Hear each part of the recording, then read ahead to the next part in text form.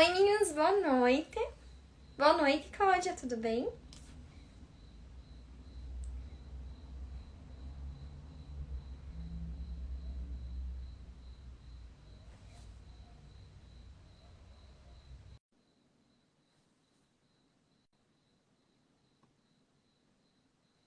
Hoje a gente vai ter uma live com o Dr. André Matos. Oi, tudo bom? Tá bom o som? Tá bom, sim. Deu uma E travadinha ali no começo, mas agora já normalizou. a imagem tá boa também? Tá ótima.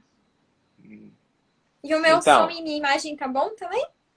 tá ótimo. Você tá bem.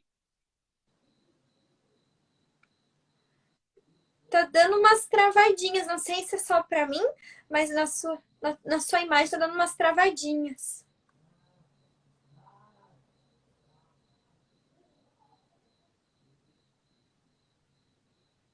Tá travando pra vocês também, pessoal? Melhorou? O som, sim, o som tá perfeito. Só a imagem que tá com uma bolinha. Agora melhorou. Agora tá funcionando novamente. É,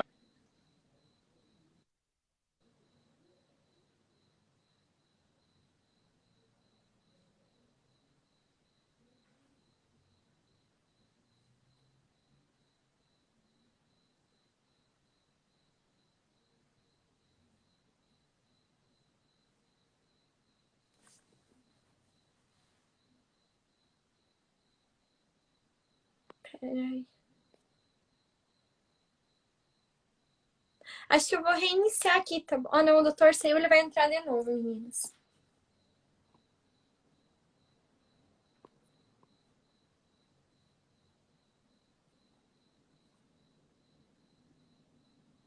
Espera que eu vou reiniciar aqui também, tá bom? Eu já volto. Cliquinho ali. Opa, não, o doutor entrou de volta. Peraí.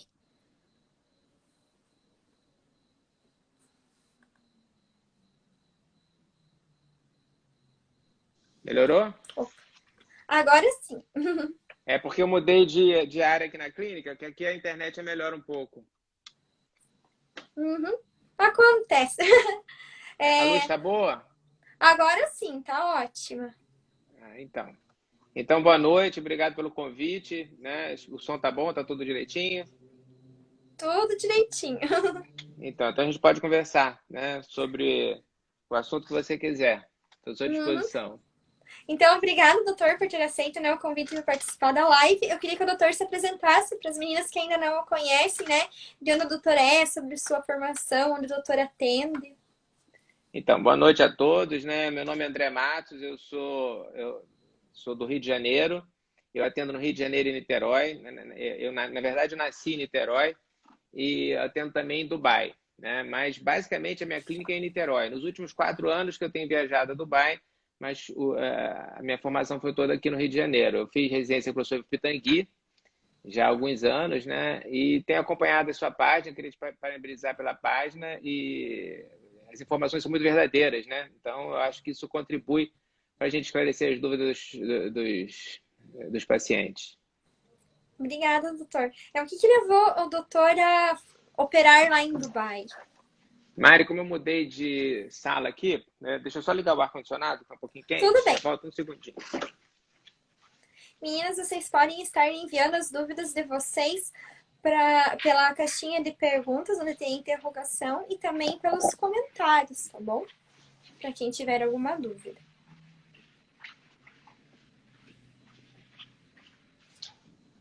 Pronto, já estou voltando. É que eu estava na minha sala, eu vim para aqui que a recepção é melhor. Então, na verdade, eu nunca procurei. Eu sou de uma geração onde nossa clínica basicamente foi feita sempre boca a boca, né? Então, assim, diferentemente da geração de cirurgiões formados mais recentemente, que eles já têm à disposição esse método de comunicação muito fácil que é a internet, né? A pandemia fez com que as pessoas se aproximassem mais ainda, se aproximassem dessa forma de comunicação. A minha geração é uma geração que inicialmente a gente não tinha isso à disposição e toda a nossa clientela base é o boca a boca. E você sabe que o ser humano tem muita dificuldade em elogiar, é muito mais fácil criticar. Então, assim, para você conseguir uma clientela boca a boca, você tem que se dedicar, você tem que dar um resultado bom para o paciente, para ela poder fazer a propaganda sua e trazer mais pacientes. Então, são pacientes muito fiéis.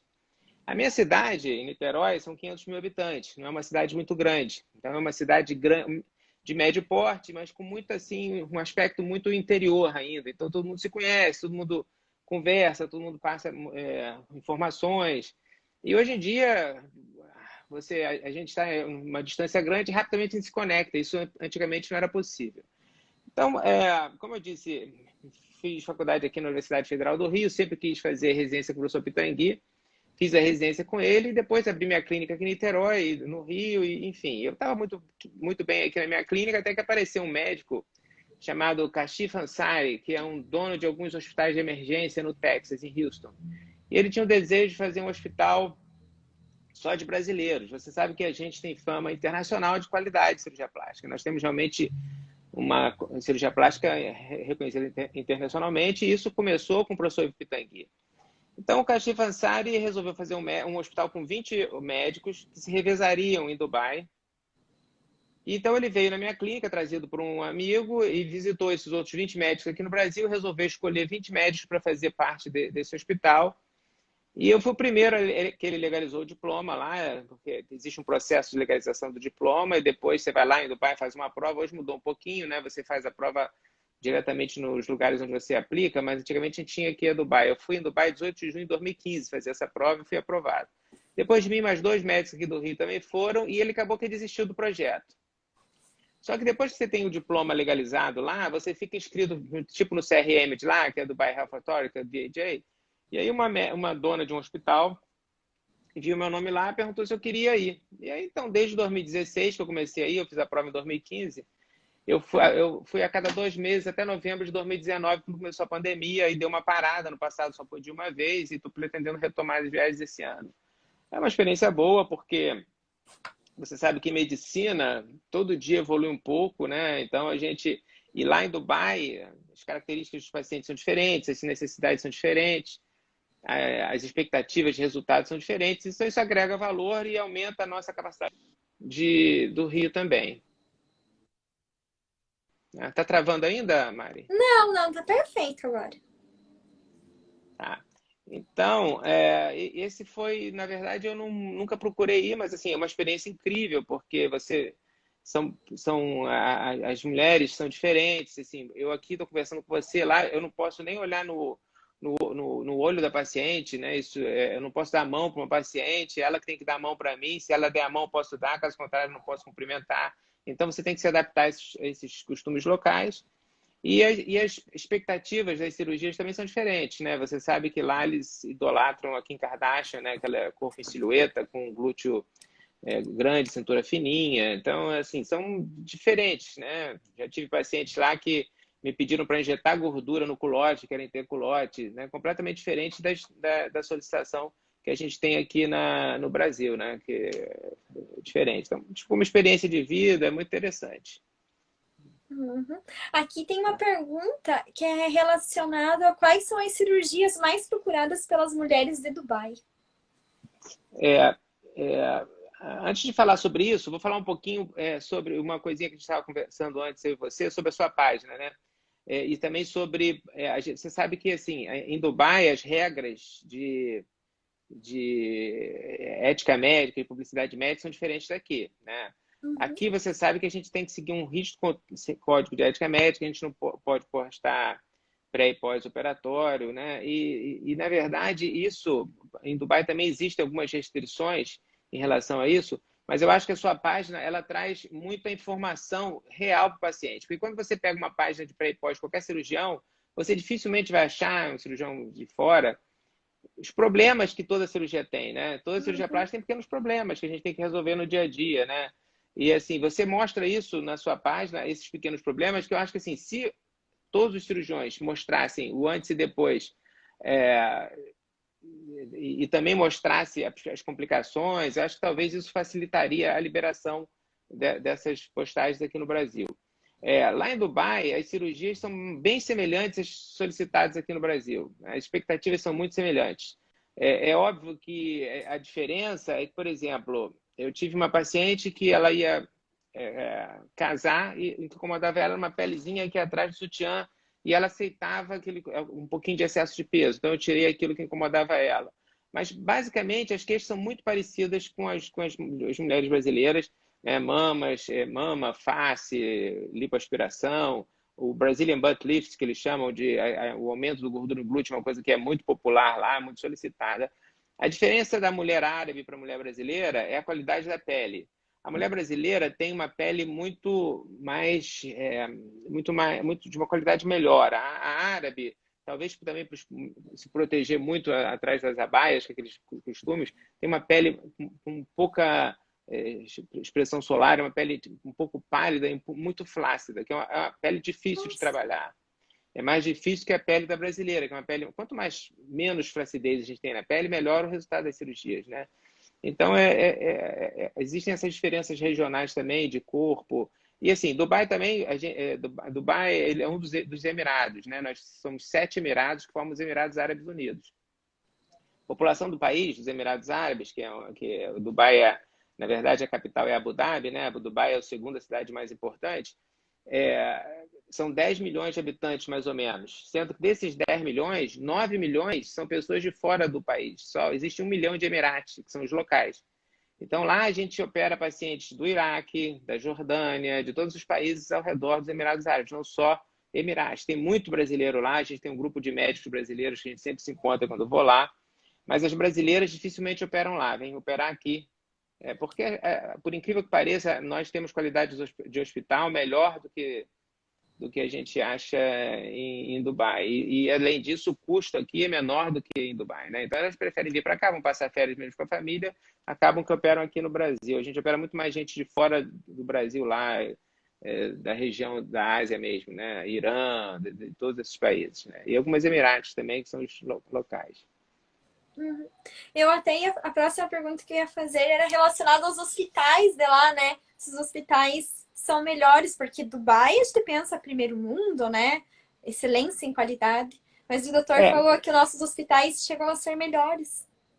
Nós temos muitos hospitais, obviamente você tem hospitais melhores e piores que Dubai, mas o que acontece é o seguinte, Dubai está fazendo 50 anos esse ano, né? O país está fazendo 50 anos esse ano, é um país muito jovem, né? Se você pegar uma foto do aeroporto de Dubai, ele foi fundado em 1971 com a união desses 7 Emirados.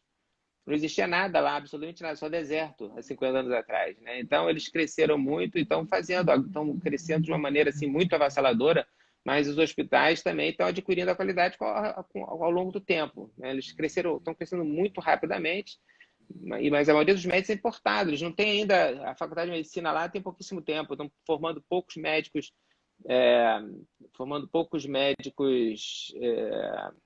Emirates locais, né? Tem inclusive uma paciente que está comentando aqui, ela falou Best Plastic Surgeon, é uma das minhas primeiras pacientes que eu atendi lá em Dubai. Thank you. Tinha uma pergunta aqui que é melhor a gente esclarecer antes que passe a desapercebido, que assim, alguns médicos não estão fazendo enxerto de gordura em glúteo por risco de embolia pulmonar. Na verdade, isso é uma discussão muito, muito interessante. A Sociedade Americana de Cirurgia Plástica fez um trabalho muito intenso sobre isso, porque o Brazilian Butt Lift, que é como se chama esse bumbum brasileiro, na verdade, o Brazilian Butt Lift não tem nada de brasileiro, né? Assim, essa técnica é uma técnica de enxerto de gordura que não é exatamente seguindo os padrões de glúteo brasileiro. E realmente ela está certa, porque hoje em dia está se evitando fazer grandes enxertos de gordura de maneira intramuscular, porque a gordura ela é feita para ficar no subcutâneo, né? A gente tem a pele, né? E aí tem a gordura, e depois ali, entre o músculo e a pele, no meio da gordura ali, você pode injetar gordura a 300, 400 ml, o risco de embolia é zero. O risco de embolia existe quando você faz grandes injeções intraglúteas e dentro do músculo. Então, hoje existem técnicas que você pode até verificar com ultrassom onde é que está a gordura, mas isso é desnecessário se você realmente está botando uma quantidade menor e subcutânea. Então, se você bota dentro do músculo, existe realmente risco de embolia pulmonar, e essa técnica de injeção de gordura dentro do músculo praticamente está abolida, não se deve fazer, né? Deve fazer sempre acima do músculo, entre a pele e o músculo. E a gordura foi feita para ficar ali, não dentro do músculo. Então, nesse ponto, ela está certa, mas assim, não é que, toda injeção de gordura em glúten esteja proibida, não. Na verdade, a gente tem que evitar grandes volumes e uma injeção intramuscular, tem que fazer acima do músculo, isso torna o procedimento seguro, né? E muito popular, né? Do mundo inteiro, não só aqui no Brasil, mas em todo o mundo, né? Uhum. Perguntaram sobre o PMMA em glúteo. O que que o doutor acha? Olha, veja bem, eu não quero causar nenhuma polêmica aqui com colegas que fazem PMMA, né? Mas eu particularmente não gosto de PMMA, não acho o PMMA um bom produto para ser injetado em lugar nenhum.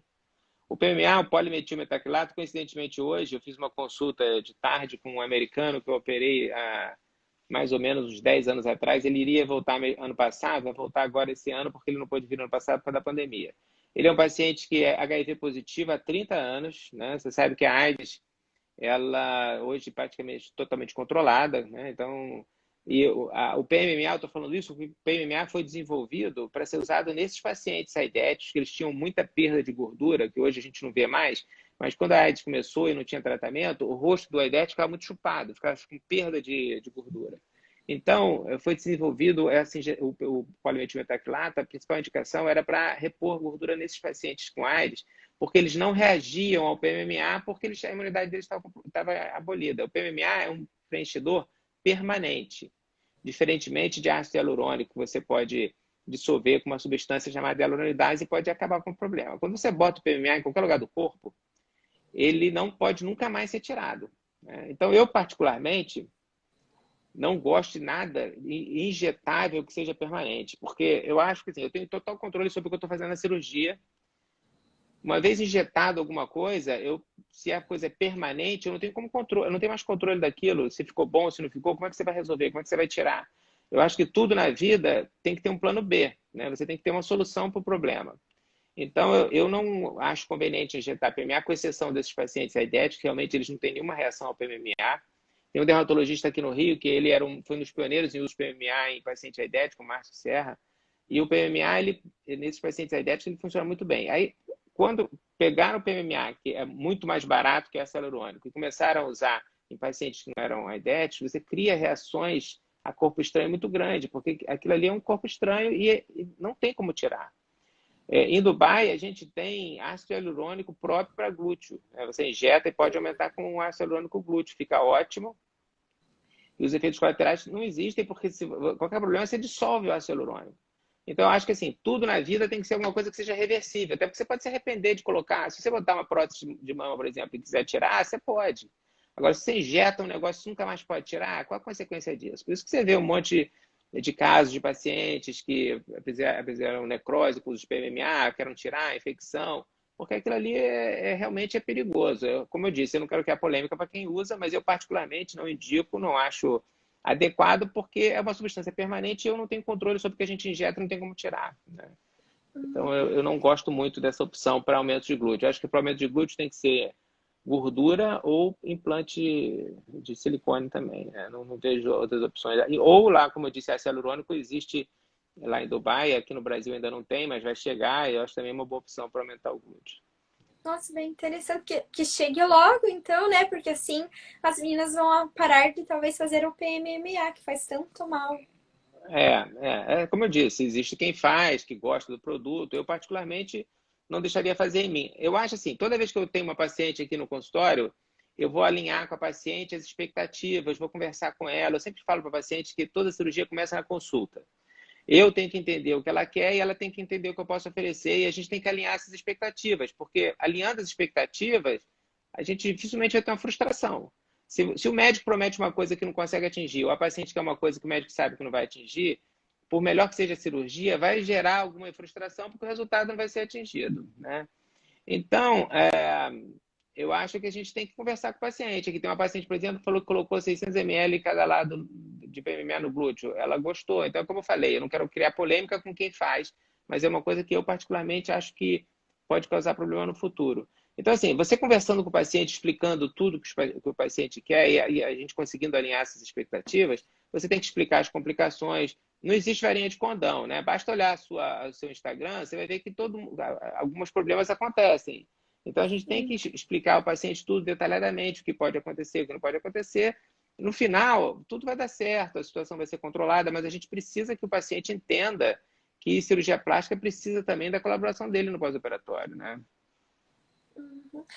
Uma outra coisa que eu queria falar era sobre a cirurgia plástica além da estética, né? Que eu vi que o doutor fez esses dias uma cirurgia, achei bem interessante, porque às vezes as pessoas só olham a plástica de forma estética, mas vai muito além disso, né?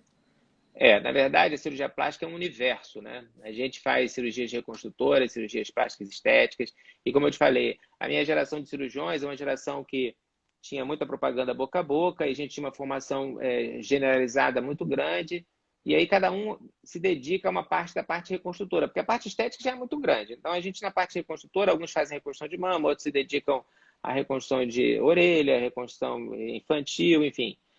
É uma gama de atuação muito grande. Eu fiz residência em cirurgia geral também no Instituto Nacional do Câncer, e eu estou muito ligado à parte de reconstrução pós-câncer de pele, né? Então, hoje eu operei até um padre aqui do Rio, que um tumorzinho de pele, era benigno, graças a Deus. Mas essa que você se refere também era um tumor de couro cabeludo. Então, a gente tem como reconstruir diversas áreas do corpo que são acometidas por câncer de pele. Existem câncer de pele menos graves, existem câncer de pele que levam à morte, né? Como melanoma, por exemplo.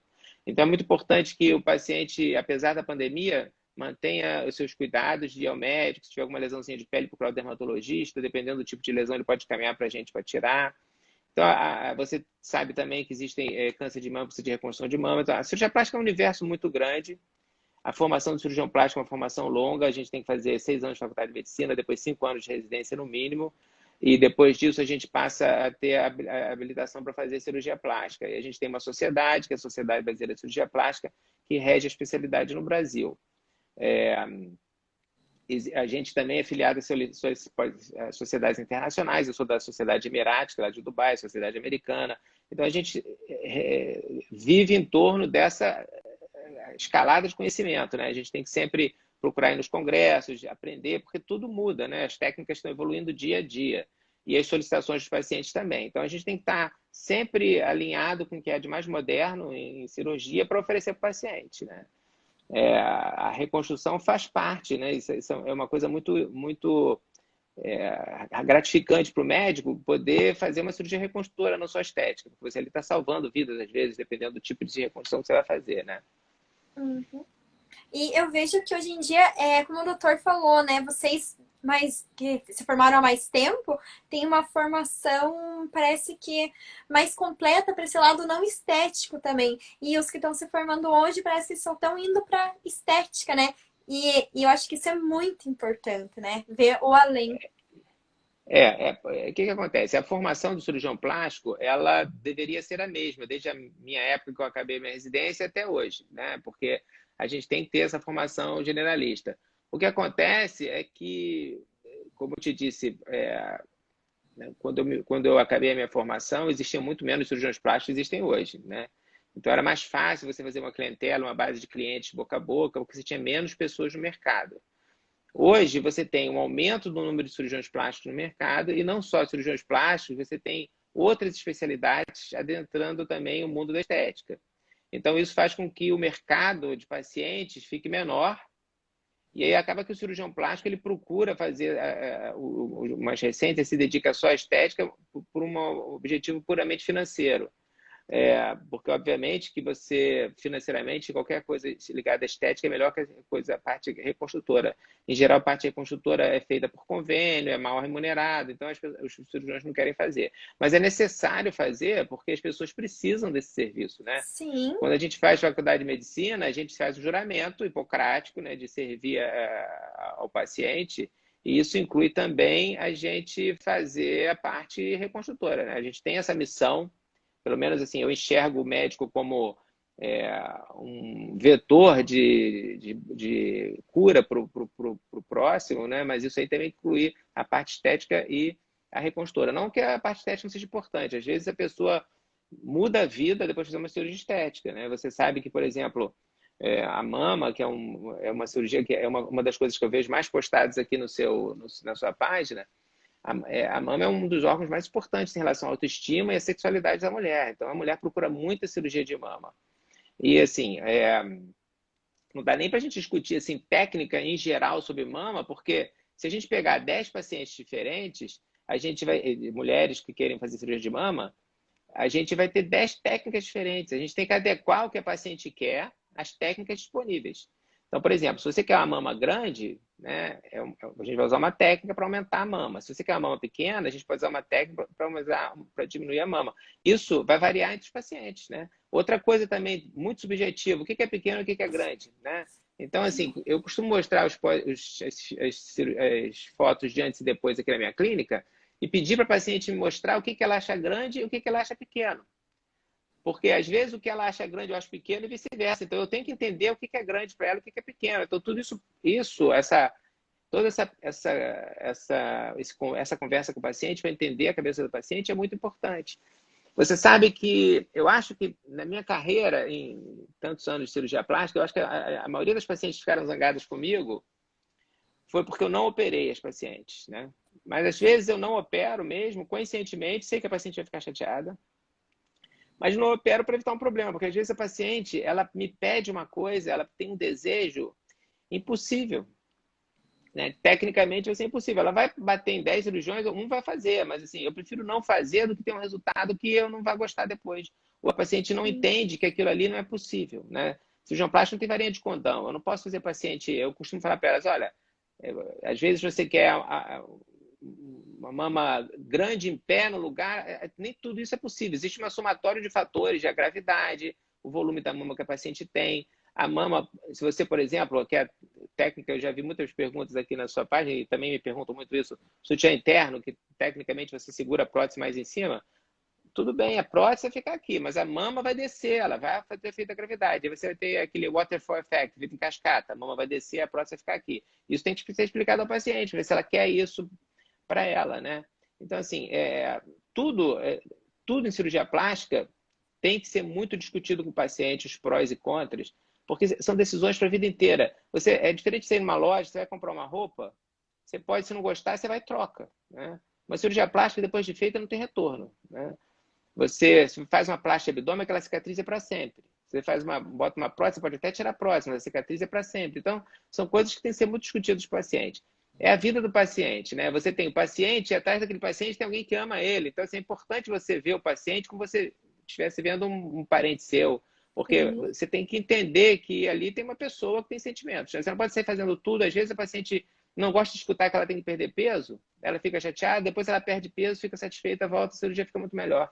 Então, acho que é uma coisa tão grande que existe em cirurgia plástica que a gente tem que respeitar o paciente e tem que fazer as coisas dentro da possibilidade. Infelizmente, nem tudo é possível que o paciente quer. E isso é um dos argumentos que a sociedade e o Conselho de Medicina usam para não permitirem antes e depois de foto. Porque existe Photoshop, né? Existem fotos que não são comparáveis. Se você pegar uma paciente deitada em pé e fizer uma montagem das fotos, vai parecer que ela foi operada sendo a mesma paciente sem nunca ter sido operada. Então, para você mostrar fotos antes e depois, elas têm que estar na mesma posição, com a mesma luz, para você ter uma comparação. E você tem, obrigatoriamente, que falar das complicações também, né? Ninguém pode acreditar, né, ter a ilusão de que não existe problema em cirurgia plástica, é uma cirurgia, então podem existir problemas. Por isso que eu acho que todo mundo que faz um determinado tipo de procedimento, ele tem que saber tratar a complicação, né? Então, não importa qual a especialidade. Se você faz aquele procedimento, você tem que saber tratar a complicação, porque podem haver complicações. É raro, é muito incomum. Mas aí você vê, assim, na sua página, por exemplo, a gente vê um monte de pessoas repetindo, às vezes, as mesmas dúvidas. Porque essas dúvidas são comuns a todo mundo, né? Acaba acontecendo com várias pessoas a mesma coisa.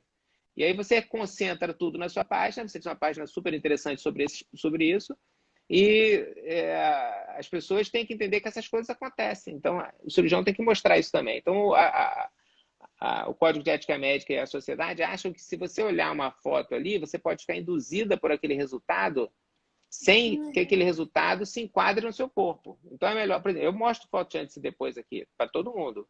Mas quando eu mostro, eu explico à pessoa, olha, seu corpo vai ficar mais parecido com essa foto, mas vai ter essa restrição, essa diferença. Eu acho que fica mais justo, mais honesto para a pessoa entender o que esperar.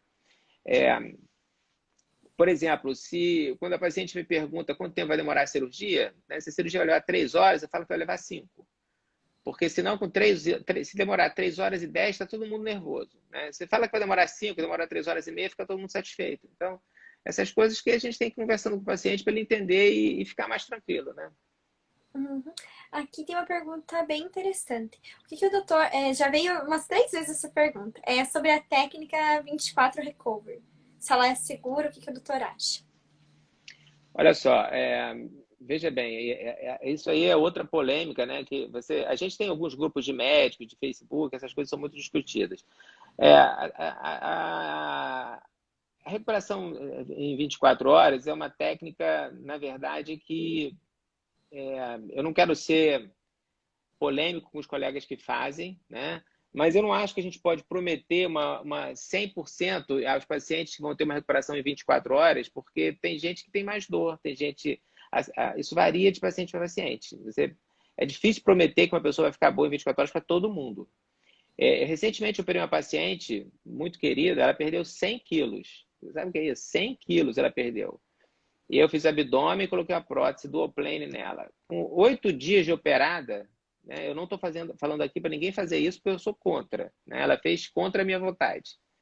Com 8 dias de operada, ela veio dirigindo de Búzios aqui, no Rio, né, Nossa. pós-operatória.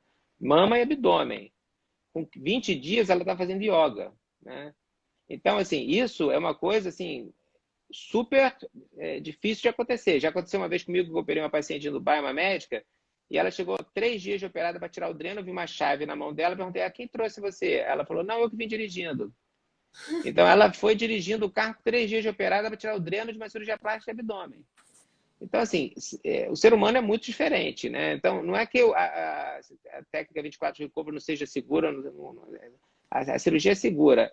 Agora, se você vai ter essa recuperação em 24 horas, isso aí é muito difícil, na minha opinião. Como eu disse, respeito vários colegas muito bons que fazem e divulgam isso. Né? Eu acho muito difícil eu garantir para todos os pacientes que eles vão se recuperar em 24 horas. Eventualmente, pode uma paciente ter um sangramentozinho, inchar um pouquinho e tal. Então, como é que você vai prometer? Medicina é uma ciência tão inexata, né? Você sabe que a única coisa em medicina que é matemática é emagrecer, né? Se você comer mais caloria do que você gasta, você vai engordar. Se você comer menos, você emagrece. É a única coisa que é matemática. O resto de medicina é tudo subjetivo e não tem matemática, né? O que acontece em você não necessariamente vai acontecer com outra paciente. Até uma vez eu estava correndo em Cancún, né? E era mais ou menos Spring Break, que é uma festa que... acho que até agora é Spring Break lá nos Estados Unidos, que umas mini férias que ele tem entre os 2 períodos letivos. E aí eu vi 10 mulheres, lá em Cancún, muito comum um topless, eu vi 10 mulheres deitadas, né? E quando eu passei, o que me chamou a atenção é que todas tinham silicone. Dava para ver, né? Que praticamente todas tinham silicone. Se você pegar 10 mulheres, botar 10 próteses diferentes, você vai ter 10 resultados totalmente diferentes. Uma prótese 200 vai ser diferente em 10 mulheres, porque você tem que levar em consideração a largura do tórax, o tamanho da mama, a altura da paciente, né? Então, é importante também você ter uma avaliação desse contexto todo para chegar no resultado. Então, acho que essas técnicas de 24 horas, de recuperação em 24 horas, para mim, o ideal é que todo mundo se recuperasse em 24 horas de todas as cirurgias, né? É o que eu falo com a paciente. Se a gente tivesse mágica, seria muito melhor para todo mundo que tudo fosse muito mais simples. Né? Para que você vai fazer, botar dreno, fazer abdômen, levar para o hospital, se tudo pode ser feito num piscar de olhos aqui na clínica. Mas tem coisas que não são tão simples assim. Né? Não critico quem faz, respeito os colegas que fazem. Acho que um ou outro paciente realmente se adequa bem, mas não dá para, na minha opinião, estender isso para todos os pacientes. Uhum. Perguntaram também sobre a troca da prótese. Se precisa realmente trocar a cada 10 anos. Inclusive, uma paciente falou que ela tem há 5 anos, que ela fez com o doutor, e ela quer saber se daqui mais 5 anos ela vai ter que trocar. Não, olha só, o que eu sempre falo para os pacientes, inclusive existe um Instagram de uma das fornecedoras de prótese para mim, que eu já até falei para eles que eles não podem botar lá, eles botam assim, a prótese é definitiva, mas precisa trocar C. Se você bota um C, pode precisar trocar C, já não é definitiva, né? Você não sabe se aquele C vai acontecer com os pacientes, então nenhuma prótese de mama é para sempre. A prótese ela é um produto manufaturado, né, por uma empresa, e ela pode sofrer deterioração com o tempo, mau uso, pancada, enfim, existem várias causas que podem fazer com que a prótese seja trocada. Esse número 10 anos, isso foi um número assim meio cabalístico que foi inventado pelas próprias indústrias produtoras de prótese, né? Porque eles dão garantia de 10 anos, como se a cada 10 anos realmente precisasse trocar. Isso não é verdade, né? As próteses, elas precisam de avaliação contínua, anual. E, assim, eu tenho pacientes que troquei prótese com 32 anos. Eu Nossa, tenho pacientes que troquei com 32 anos, a mais longeva que eu tive, com 32 anos. E já tive prótese, tive que trocar com 2 anos. Então, assim, prótese, ela tem que ser trocada. Agora, quando? Isso vai depender de vários fatores. Você sabe qual é a principal causa de troca de prótese? Insatisfação estética. Porque você sabe que a mama na mulher é o que talvez mais mude no corpo da mulher ao longo da vida da mulher. A mama muda com alterações de desculpa. saúde? Nada. Obrigada. A mama muda com saúde, depois eu vou te contar uma história sobre o espirro, quando eu acabar isso aqui, me lembra que é Uhum. interessante. A mama, ela muda com alterações hormonais, com alteração de peso. Se a pessoa engorda muito, a mama cresce muito. Se a pessoa emagrece, a mama diminui. Então, essas alterações com peso, alteração com gravidez. Então, uma vez eu perguntei a um executivo de uma dessas empresas que produzem prótese, por que vocês dão garantia de 10 anos se a gente sabe que a prótese vai ser trocada um dia? Ele falou, porque a maioria das pacientes que colocam prótese não usam essa garantia de 10 anos, porque antes de 10 anos, por alguma insatisfação estética, aí é a principal causa de troca de prótese, elas mudam a prótese. Então, não existe obrigatoriedade de trocar 10 anos. Eu vi uma paciente agora, recentemente, 14 anos que eu botei prótese, ela veio aqui para eu avaliar a prótese e falei, não precisa trocar a prótese, porque você não tem, só se você quiser, porque está ótima. Então, você vai fazer exame de imagem, ressonância, você tem hoje como recursos como você avaliar a prótese, se tudo bem, não precisa trocar. Agora, você pode ter contratura capsular grau 1, grau 2, grau 3, ruptura da prótese, algumas condições realmente tem que trocar. Então, não dá para garantir para todos os pacientes que a prótese é definitiva, porque não é, você não tem como falar isso, mas também não dá para garantir que ele vai com 10 anos, né? Cada caso é um caso, tem que ser avaliado individualmente, né? Em relação ao espirro, o professor Pitangui, ele detestava que você falasse saúde para ele, né? Você não podia falar saúde que ele ficava zangado, porque ele achava que assim, espirro não quer dizer que você está doente, então precisa falar saúde. Então ele espirrava, ninguém falava nada, todo mundo ficava quieto, senão ele ficava zangado. Eu queria lembrar que eu lembrei assim, quando você espirrou, eu falei saúde, mas o professor Pitangui não gostava disso. Uhum. E será que existe algum A estudo Rita está científico? perguntando aqui, a Rita está perguntando aqui se a prótese é vitalícia ou não. O que acontece? Algumas marcas aumentaram a garantia da prótese para vitalícia, algumas marcas dão 10 anos de garantia.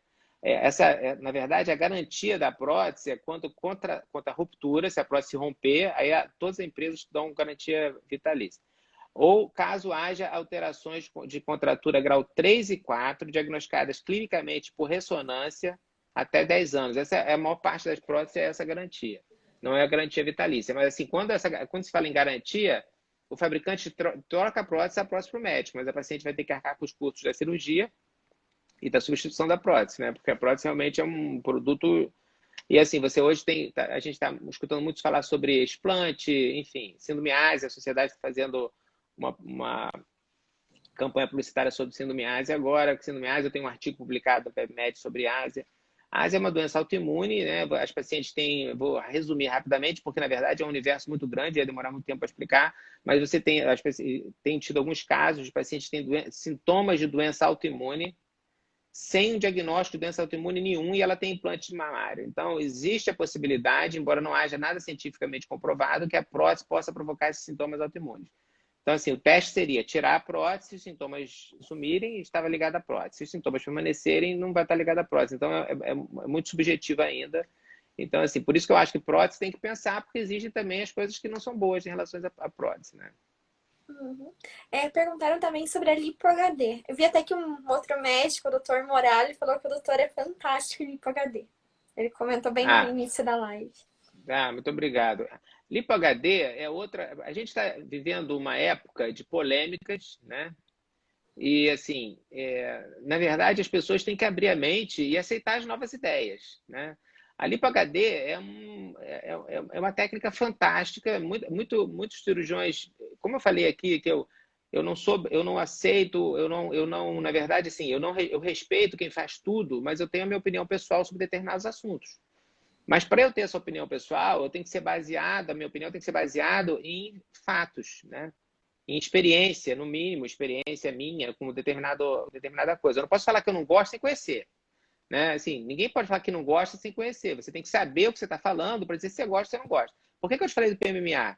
Eu tenho experiência de PMA, já usei PMA, uso PMA em pacientes com AIDS há 30 anos e vi algumas complicações de PMA em pacientes que não eram aidéticos. Então, eu acho que a minha experiência com esse produto e o que existe na literatura relacionada ao uso de PMA não me permite que eu use, eu não gosto. Então, mas eu estudei o assunto a fundo. Então, eu acho que a lipoaspiração de alta definição, algumas pessoas que criticam, elas só podem criticar se elas têm conhecimento de causa. Eu fui na Colômbia conhecer o Dr. Alfredo Rois, que foi o inventor da técnica, e lá eu aprendi tudo sobre lipo HD e posso te garantir que é uma cirurgia fantástica. O problema é que, sim, a lipoaspiração de alta definição não é uma cirurgia para qualquer um. Aí a gente vai criar aquele problema que eu te falei do paciente chegar aqui e eu falar não, né? A lipoaspiração de alta definição, se você for, assim, para as pessoas que estão vendo entender, é como se fosse uma lipoluxúria, sabe? Aquela lipo, a pessoa que não precisa de lipo, aí faz a lipo HD. Porque, na verdade, o que a lipo HD faz? Diferente da lipoaspiração tradicional. É uma retirada de gordura igual à lipoaspiração tradicional. A única coisa que a gente faz diferente é que a gente tem uma visão, tenta ter uma visão anatômica e artista do corpo para desenhar essas linhas que as pessoas normalmente têm, para a linha alba, a linha semilunar, esses contornos. O six-pack no homem e mulher, normalmente a gente não faz six-pack. Mas o que a gente faz? A gente não faz nada disso. A gente não faz o homem ter aqueles musculozinhos, nem a mulher ter a barriga sarada. O que a gente faz é desenhar para a pessoa malhar, treinar. Depois do treino, ela vai ter aquele corpo. Se a pessoa não treinar, ela não vai ter, porque a hipertrofia muscular não é feita com gordura, é com músculo. Então, ela precisa hipertrofiar o músculo dela. Então, a lipoaspiração de alta definição é uma cirurgia, é uma técnica nova, que usa alguma tecnologia diferente, né? O Vaser, que é super útil na técnica. Aqui no Brasil, algumas máquinas... Existe, a gente, lá em Dubai, eu uso o Vaser direto, mas aqui... a gente ainda não tem uma permissão da Anvisa para usar o Vaser. Existem algumas máquinas de Vaser que foram legalizadas há alguns anos atrás, e essas máquinas permanecem com registro, mas o registro caiu, a Anvisa perdeu o registro. Todas as novas máquinas, elas precisam esperar um novo registro da Anvisa, que está chegando em breve. Então, usa essa tecnologia, usa essa anatomia diferenciada e tem que ser feita com muito cuidado. As pacientes que fazem, elas adoram, mas é como eu te falei, a seleção do paciente é muito importante para a técnica. Não é só a técnica, a gente tem que selecionar bem o paciente, e o paciente tem que estar comprometido com o resultado. O paciente tem que saber que não depende só de mim, depende dele depois. Né? Não adianta fazer uma lipo HD e depois o paciente não ter uma vida saudável, porque ele não vai ter aquele corpo. Né? Senão eu ia fazer lipo HD em mim todo dia, para não precisar fazer nada e ficar todo malhado. Né? Mas não é assim, então precisa do paciente colaborar. É uma cirurgia fantástica, como eu te disse. Eu acho assim, acho que todo mundo que critica qualquer técnica tem que ter conhecimento de causa para criticar a técnica. Caso contrário, eu não acho que sejam críticas válidas, né? Realmente, existem algumas coisas que acontecem, por exemplo, hiperpigmentação. Quando a gente faz lipo HD, fica um pouquinho, às vezes, hiperpigmenta um pouco mais, porque a lipoaspiração é mais superficial, mas essa hiperpigmentação, em 60% dos casos, ocorre, e em 95% dos casos desaparecem. Alguns pacientes podem ficar com uma pigmentaçãozinha, mas aí a gente pode tratar com creme, clareador. Então, existem algumas coisas relacionadas à técnica que é importante você discutir com o paciente, os prós e contras. Né? Uhum. Perguntaram ali se quem tem abdominoplastia pode fazer a lipo HD. Quem já fez, no caso. Pode. Assim, não dá para fazer, dependendo da abdominoplastia, não dá para fazer a lipo HD e a abdominoplastia no mesmo tempo cirúrgico. Né? Porque assim, a lipo HD parte do princípio, como eu te falei, que o paciente tem um corpo mais próximo, com MC mais baixo, pouca flacidez, tem algumas indicações precisas. Se você tem uma indicação de abdominoplastia, é porque você tem flacidez. Então, vamos fazer a abdominoplastia primeiro e depois vai fazer a lipo HD. Pode fazer, não tem problema nenhum. Uhum. Aqui, ó, uma perguntinha da caixinha. Precisa estar no peso ideal para fazer implante de silicone? Boa, ótima pergunta. Né? Muito boa pergunta. Isso aqui é uma das coisas que eu mais falo aqui com os pacientes. Né? E aí, para te responder essa pergunta, eu vou me estender um pouquinho e vou falar sobre cirurgia associada. Né? Uhum. Muitos pacientes chegam aqui, hoje, essa semana, ontem, por exemplo, teve umas 3 ou 4 aqui que estavam um pouco excesso de peso para fazer cirurgia associada mama e abdômen. Cirurgia associada, existe uma regra, assim, a gente tem que ter uma equipe boa, uma equipe rápida. Toda cirurgia que dura de 1 a 6 horas, ela tem o mesmo risco. Se a cirurgia passar de 6 horas, o risco aumenta, o risco de trombose, embolia, de complicações aumenta. Então, se você faz uma cirurgia associada, que você consegue oferecer ao paciente aquele tratamento em 6 horas de cirurgia, não tem problema nenhum.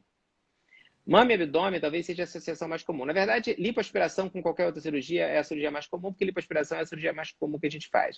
Mas vamos pensar em mama e abdômen, que é a associação que dá mais dúvida para os pacientes. Quando o paciente está dentro do peso, né, a mama e abdômen é uma cirurgia sensacional. Se o paciente está com um pouco acima do peso, é muito importante explicar ao paciente que a gente pode fazer a cirurgia de mama e abdômen. Só que toda cirurgia de abdômen, né, não só porque você aumenta a autoestima do paciente quando você faz a cirurgia, você tira peso do abdômen, você costura o músculo reto abdominal. Se você parar um minutinho e empurrar sua barriga para dentro, aí você vai sentir uma pressão no reto abdominal. Então você sente que você tem dificuldade para se alimentar porque usa a cinta muito apertada, você acaba comendo menos. O pós-operatório do abdômen, a paciente acaba emagrecendo. Então, se o paciente está com esse peso normal, tudo bem, vai emagrecer pouquinho, não vai fazer diferença. Agora, se a paciente está 8 quilos acima do peso, eu opero o abdômen e a mama e ela perde 8 quilos, o que vai acontecer com a mama que eu operei? Com silicone ou sem silicone? A mama vai ceder um pouquinho, porque ali na mama, o que a mama tem? A mama tem glândula e tem gordura. Se você pegar uma mamografia de uma paciente de 40 anos de idade, uma mamografia de uma paciente de 70, você vai ver que a mamografia da paciente de 40 ela é muito mais branca, porque a glândula mamária não deixa passar raio-x, fica branco, e a gordura fica pretinho. E uma pessoa de 70 anos, a mamografia é mais preta do que branca, porque ela já perdeu a glândula e substituiu por gordura. Mas em todas as pacientes, você vai ter glândula e gordura. Por isso que a pessoa, quando engorda, a mama cresce, quando emagrece, a mama cai. Então, eu fiz abdômen, fiz a mão, botei no lugar, com ou sem prótese. Se ela perder muito peso, a mão vai ceder. Então, assim, respondendo a pergunta da sua seguidora, se você está com peso ideal, é muito melhor para você manter o resultado a longo prazo.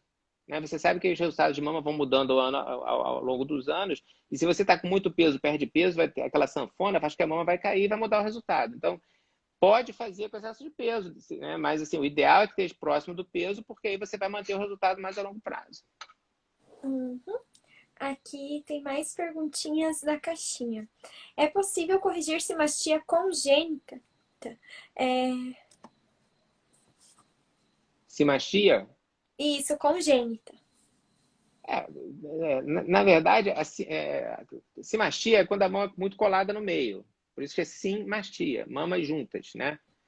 É possível corrigir, mas assim, não é uma cirurgia fácil, é uma cirurgia que tem que ser avaliada como corrigir, tem que ver se a simastia é com mama grande ou com mama pequena, né? Porque isso também é importante. Se a paciente quer uma cicatriz no meio, é possível corrigir. Normalmente é possível corrigir quase tudo, mas tudo na vida tem prós e contras, né? Eu estou com uma paciente que não é simastia, talvez seja uma das mamas mais difíceis que eu já operei, que eu vou operar na semana que vem, que é uma mama tuberosa. Se eu te mostrar a foto, são duas, uma pendurada assim, outra assim, mas assim, é uma mama que ela sai para fora, ela não fixa no tórax, é uma mama bem difícil de operar. Então, tudo tem jeito, a simastia tem jeito, a mama tuberosa tem jeito. Agora, o resultado, aí que você tem que conversar com a paciente, o que ela espera do resultado, por que a simastia incomoda ela? O que ela quer melhorar na simastia? É chegar toda a mão para o lado, diminuir essa junção só aqui no meio, tirar um pouquinho para o lado, para ela não parecer que está junto no meio. Aí você tem que entender por que a simastia incomoda o paciente, para saber se o que você vai oferecer vai resolver o paciente. Né? A simastia, às vezes, você vê pacientes que gostam de simastia, querem a mama bem junto aqui, né, com colocação de prótese. Tudo é uma questão de conversar com o paciente, mas tudo tem solução sim. Uhum. Aqui é uma pergunta bem interessante da Gabi. Quem engravida depois de fazer abdominoplastia prejudica o resultado da cirurgia? Ótima pergunta também, Gabi. E a Rita também falou que perdeu 4 quilos e a mama não cedeu. É porque, como eu falei, né, varia de paciente a paciente. Se você tem uma mama muito glandular, só glandular, devido à idade, perde peso, o resultado é pouco afetado. Agora, se a pessoa tem muita gordura, o resultado é mais afetado. Varia de paciente para paciente. Em relação à pergunta dela, eu tive uma paciente recentemente, não sei se ela está assistindo a live, eu operei essa paciente, fiz um abdômen nela, ela tinha um abdômen mega globoso, mas ela era magrinha e baixinha. Só que ela ficou grávida, teve um abdômen mega globoso, eu operei a paciente. 3, 4 meses de operada, completamente seca, ela chegou aqui na clínica, sentou aqui na recepção, E as meninas acharam que ela estava triste por alguma coisa. Quando ela entrou lá para falar comigo, ela e o marido, eu falei, o que aconteceu? Parecia que ela estava com medo de me contar que ela estava grávida. Ela engravidou Tadinha. 3 meses depois do abdômen que eu fiz. Aí eu falei, parabéns. Quando eu falei parabéns, ela se assustou, porque ela achou que eu ia dar uma bronca nela, né? Eu falei, parabéns, que bom e tal. E assim, e ela teve o neném já nasceu, tá super saudável, o abdômen dela ficou um pouquinho diferente, mas ela tá ótima. O que acontece? A, a, toda cirurgia, toda abdominoplastia, toda gravidez, ela vai distender o abdômen e dependendo do quanto aquela barriga vai crescer, você pode perder totalmente o resultado da cirurgia ou não. Essa paciente, por exemplo, como eu te falei, a abdômen dela mudou quase nada, mas se você ganhar muito peso, perder muito peso, o abdômen distender muito, você pode perder o resultado da cirurgia sim. Existe uma corrente que diz, inclusive, que isso não é, ainda não tem muitos trabalhos 100% sobre isso. Mas existe uma corrente que diz que depois que você faz o abdômen, pela aplicatura do músculo e tal, você talvez dificultasse o crescimento uterino, poderia até atrapalhar a gravidez. Mas isso não é uma coisa comprovada. Quem fez plástica de abdômen pode engravidar sim. Agora, se o resultado vai ser ou não comprometido, aí, como eu disse, depende de como vai ser a gravidez da paciente, né? A paciente pode ter uma gravidez ótima, ficar magrinha, não mudar nada, e pode engordar 30 quilos e mudar o abdômen. Aí vai dos cuidados que ela tem durante a gravidez, na verdade, né? Perguntaram também sobre qual é a indicação da mini abdominoplastia. Mini abdominoplastia? Olha, Isso. como o próprio nome diz, mini é para mini cirurgia, mini resultado, né? Toda vez que você vê um mini em cirurgia, mini lift, por exemplo, esse termo não existe, né? Mini lift, hoje em dia, a gente pode, uma plástica de face sem testa pode ser chamado mini lift, porque na verdade nada é mini. A gente tem que fazer um procedimento completo. A mini abdominoplastia, a gente está acabando nosso tempo, né? Vamos ter que correr para a gente não ser interrompido, falta 7 minutos. A mini abdominoplastia, ela é muito boa, por exemplo, para pacientes que têm pouca flacidez em cima do umbigo, a barriga retinha aqui, do umbigo para cima bom e do umbigo para baixo um pouquinho molinho, e aí a gente pode fazer um mini abdômen. Algumas pacientes que não têm muita flacidez, mas têm diástase reto, a gente pode fazer uma mini abdômen, costurar o músculo, não cortar o umbigo por fora e fixar o umbigo por dentro também. Existem poucas indicações onde a mini abdominoplastia vai ficar bom, vai ter um bom resultado, e poucas pacientes têm essa indicação. Então, assim, se for bem indicada, é uma cirurgia boa, mas assim, não pode ter flacidez supraumbilical. O mini abdômen não trata nada que tenha flacidez do umbigo para cima, é só do umbigo para baixo. Então, existem alguns casos, paciente magrinha, que tem uma dobrinha aqui pós-cesárea, flacidez infraumbilical, aí resolve, né? Caso contrário, não, tá? Não é uma boa cirurgia, porque não vai dar resultado. Perguntaram sobre a cantoplastia. Eu não sei o que é essa cirurgia, se o doutor puder explicar também. Cantoplastia é o seguinte, quando você tem uma paciente que tem uma certa idade, assim, dependendo da idade, depois de 50 anos, normalmente eu faço cantoplastia muito restritamente, pacientes muito indicados com um pouco mais de idade. O paciente que tem uma pálpebra inferior, né, cantoplastia é o canto da pálpebra que ela se refere, né? Quando o paciente tem uma idade um pouco mais avançada, você fazer plástica de pálpebra inferior, para evitar que o olho fique arregalado, assim, a gente pode fixar o canto da pálpebra no ossinho aqui da órbita, para evitar aquele lago oftalmo, o olhinho aberto, né? Então, Uhum. assim, eu faço cantoplastia em casos muito restritos, ou para tratar algum problema, o paciente operou e ficou com o olho aberto, a gente tem que fazer cantoplastia. Ou, preventivamente, pacientes muito idosos, onde você faz plástica de pálpebra para evitar que essa flacidez de pálpebra faça com que o olho fique aberto depois da cirurgia. Essa é a cantoplastia. Tá? Uhum. Ainda dá tempo de responder mais uma perguntinha. É sobre a mastopexia, se ela interfere na amamentação. Olha, qualquer cirurgia mamária, na verdade, a amamentação, a gente também, assim, a gente tem pouco tempo, né? A amamentação é uma coisa, assim, muito ampla. Você sabe que existem fatores que estão envolvidos na amamentação, psicologia, sucção da criança. Então, às vezes, a pessoa não amamenta achando que foi por causa da plástica de mama, mas, na verdade, não foi por outros fatores que não têm ligação com a plástica de mama. Pelos trabalhos, a gente sabe que cerca de 15% dos pacientes que fazem algum tipo de plástica de mama podem ter algum problema de amamentação. Mas isso é difícil de avaliar, como eu disse, porque a amamentação envolve outros fatores, hormonais, sucção da criança, né? Assim, se você faz a mastopexia, difícil dizer se vai ter algum problema de aumentar.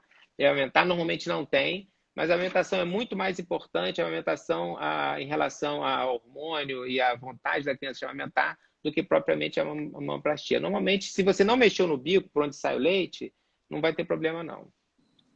Uhum. Doutor, queria agradecer pela live, né, pela disponibilidade do seu tempo, né? Vim aqui uma horinha para discutir sobre plástica com a gente, né? Sei o quanto é valioso o seu tempo. Queria agradecer.